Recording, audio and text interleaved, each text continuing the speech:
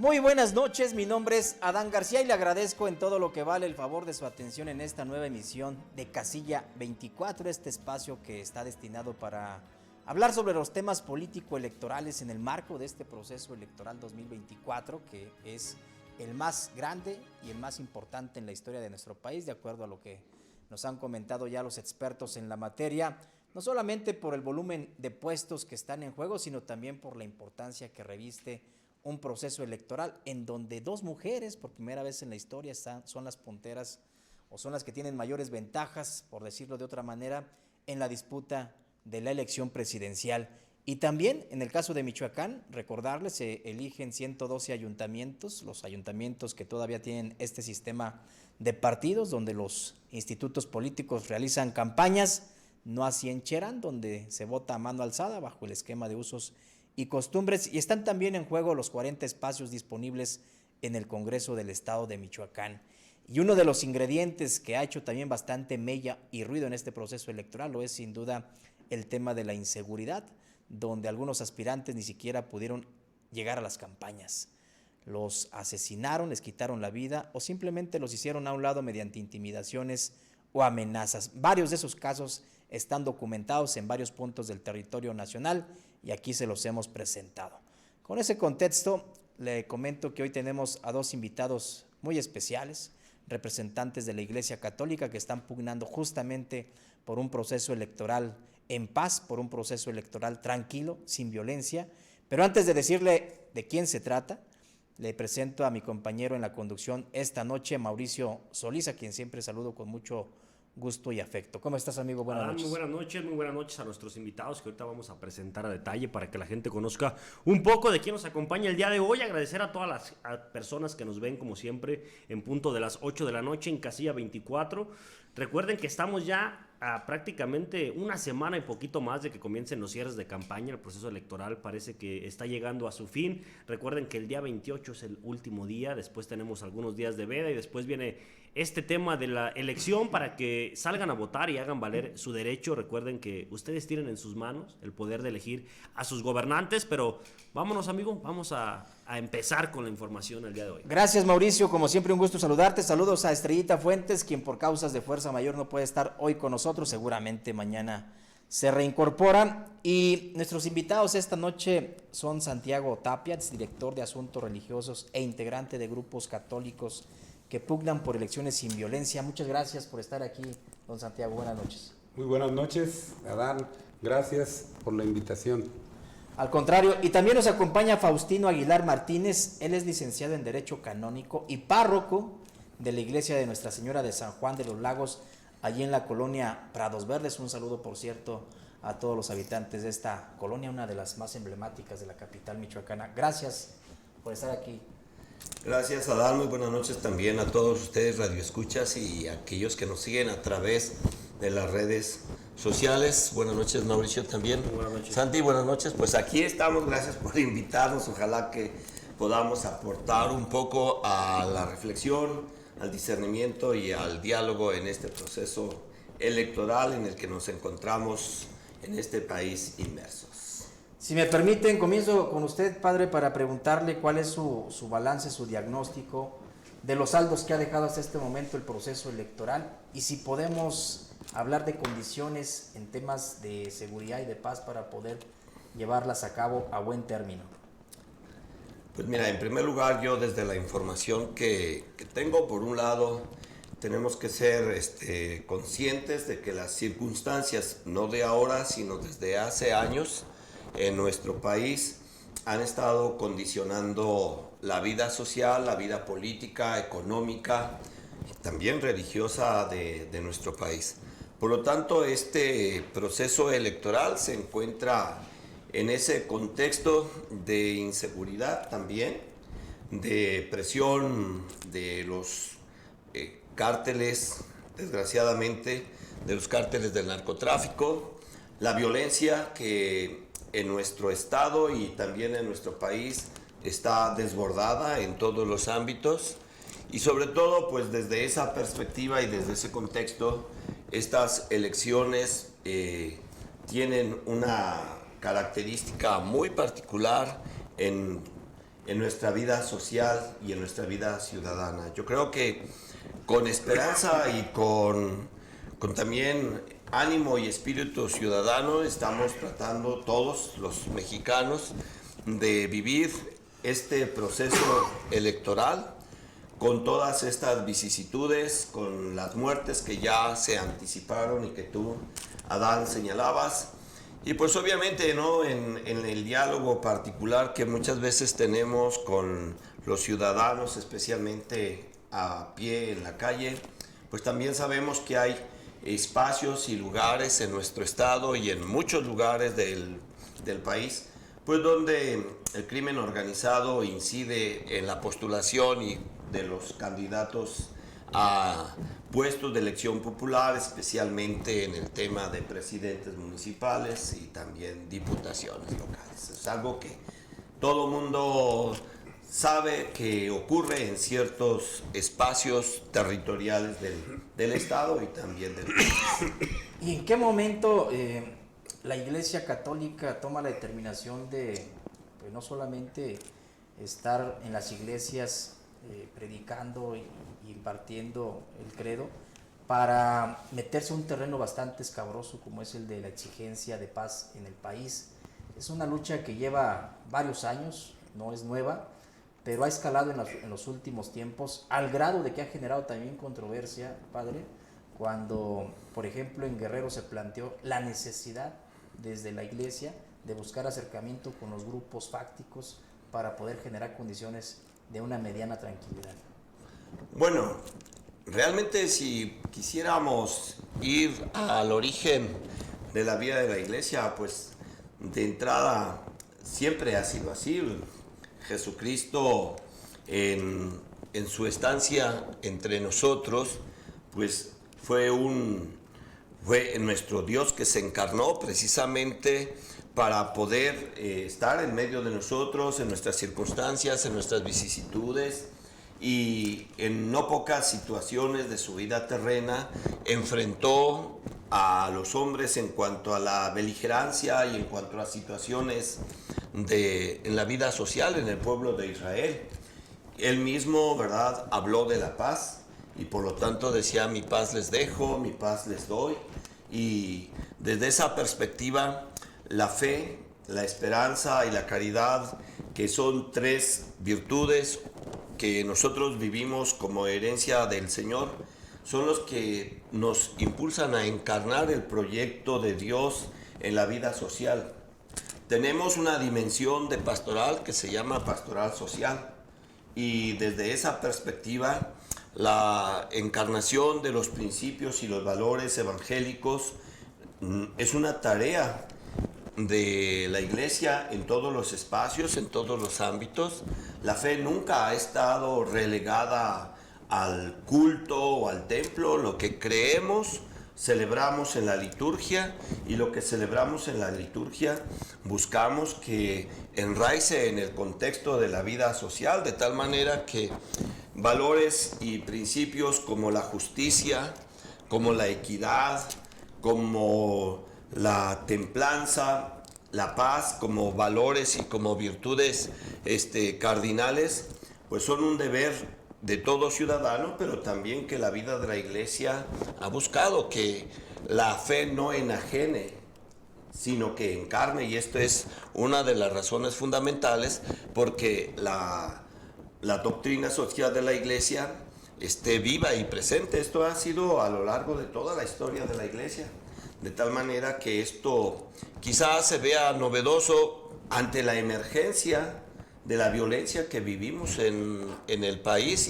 y no solo en el país. Ahorita que, por ejemplo, hay tantos espacios mundiales de guerra, el Papa cada 8 días y cada que tiene la oportunidad nos dice: tenemos que ser constructores de la paz y tenemos que ser artesanos de la paz. O sea que este es un grito social que la iglesia asume como una responsabilidad, y que incluso desde la perspectiva del Papa Francisco es una exigencia. Justo acaba el día 9 de mayo de promulgar una bula en la que está convocando a la humanidad y a la iglesia a vivir un año santo ordinario para 2025, donde el tema es la esperanza no defrauda. Y uno de los puntos fundamentales que el Papa señala es de seguir creando signos de esperanza para que el hombre, a pesar de la guerra, a pesar de la violencia, a pesar de la cultura de la muerte, no pierda el sentido de la vida, las ganas de seguir luchando, de seguir esperando que la paz es una realidad alcanzable. Entonces, no es novedoso, y en nuestro país también es una urgencia. En nuestra comunidad, por ejemplo, en donde yo estoy actualmente, pues es una zona de la ciudad donde, como cinturón rojo que diagnosticamos en este trabajo pastoral, pues hemos visto la urgencia de estar trabajando por la reestructuración del tejido social, por poner un ejemplo, ¿no? Y no es una bandera política, es una dimensión pastoral, la construcción de la paz a través de la reconstrucción del tejido social. Es nuestra tarea y es nuestra misión. Muy interesante el tema, de verdad, agradecerles primero que nada por su presencia. Santiago Tapia, ¿qué tan complicado puede ser para los grupos católicos tener que participar dentro de acuerdos como es el caso de Guerrero, donde la gobernadora tuvo que solicitar el apoyo, la intervención de los grupos católicos para pactar con el crimen organizado?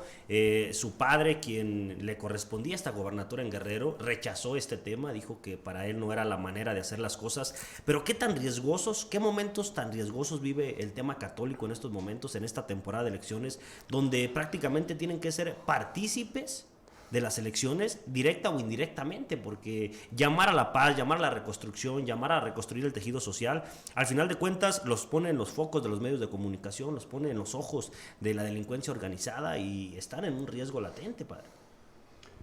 Mira, creo que como ciudadanos, como laicos, católicos, no solo tenemos una obligación, sino hay una responsabilidad muy definida de entrar a la defensa de los valores humanos, de los valores que en un momento dado debemos de seguir cultivando pese a todas las circunstancias, como ya lo dijo el padre, frente a un embate de la cultura de la muerte.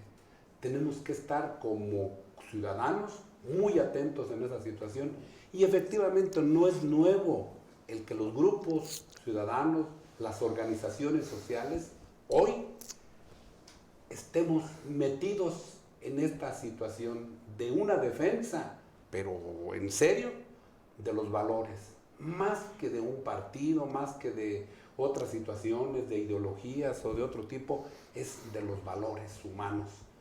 No podemos ser ajenos a que a lo largo de la historia del hombre, de la humanidad, ha habido épocas muy crudas, muy difíciles, en las que los grupos sociales, en las que los grupos de ciudadanos, ya no digo católicos, sino de ciudadanos, ha salido a la defensa de esta situación. Hoy hay una unidad de todas las iglesias cristianas en torno a la paz, en torno a la defensa de los valores. Y mira, creo que esto que está sucediendo en Guerrero es solo el punto más crudo, se puede decir, de lo que hoy hemos destruido como sociedad en la situación de los valores. No está por demás decir que el punto central con la conservación de los valores está en la familia.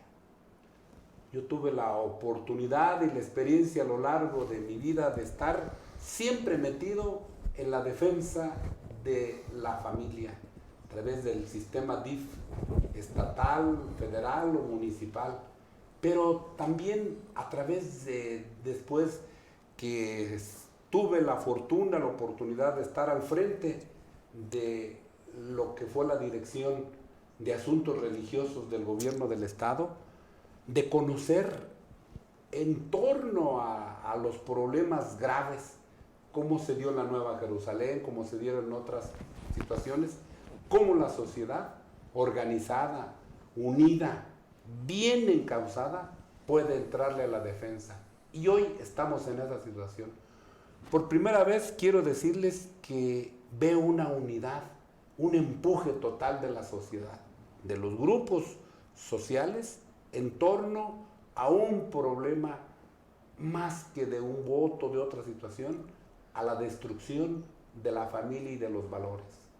Creo que ahí es donde está el punto central del por qué la defensa de que en estas elecciones también tomemos mucha conciencia de quién realmente va a entrarle a la defensa de esos valores, a la defensa de la familia, a la defensa de lo que la humanidad necesita y que como seres humanos, como padres de familia, como hijos, requerimos hoy en día en la reconstrucción del tejido social. No es solamente la bandera de que vamos a hacer o la parte, se puede decir, social o la parte de obra, no, es la parte humana.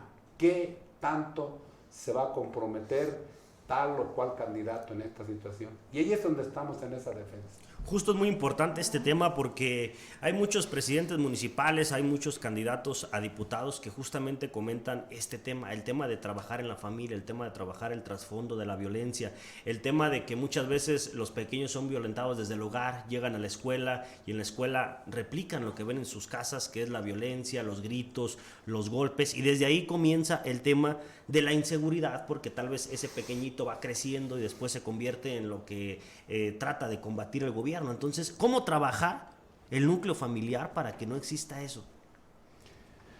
Está no imposible, pero está complicado dar una fórmula. No hay una fórmula exacta. Creo que el gran compromiso como sociedad que tenemos es urgentemente el rescate de la familia. Efectivamente, tienes razón. En el hogar es donde se gestan los grandes valores o también los grandes errores de los hombres. Ahí es donde se absorbe la situación que posteriormente se va a dar a conocer en la sociedad. Pero si hoy tristemente vemos que un 60% de los matrimonios que iniciaron con un amor, con un cariño, con una situación, con una ilusión, ya a los 8, 10 o quizás hasta menos años están separados. A veces 1 o 2 años y se acaban los matrimonios. Entonces, ¿qué esperanza se le puede dar a esa criatura que viene, o 2 o 3 niños a veces? Es complicado. La situación económica es cierto que aturde también esta situación, porque hoy mamá, papá trabajan y el niño se queda en medio abandonado. Y esto va generando efectivamente una situación de una crisis en el ser humano, en aquella niña, en aquel niño, y llega a la adolescencia y ya se le van barriendo los valores en esa situación. Entonces, creo que nuestra posición es la defensa de la vida como sociedad, como grupos sociales, antes de cualquier cosa. Y una vez que entremos en esta situación, creo que podemos también discernir por quién o a quién elegir y por quién vamos a votar y quién apoyar. Está muy claro. Hay gente que dice, pero es que me dijeron que me iban a dar esto, que iban a hacer lo otro. No. ¿Qué intenciones profundas hay en cada persona, en cada candidato, en cada partido en esta situación? Muy bien, muy interesante lo que nos comparten. Tenemos que ir a una breve pausa, pero estamos ahorita de regreso nuevamente con ustedes. Tenemos invitados especiales, representantes de la Iglesia Católica que están pugnando por un proceso electoral en paz, unos comicios tranquilos. Vaya reto que se han echado a cuestas considerando el contexto actual de nuestro país. Seguimos platicando con ellos al regreso de la pausa.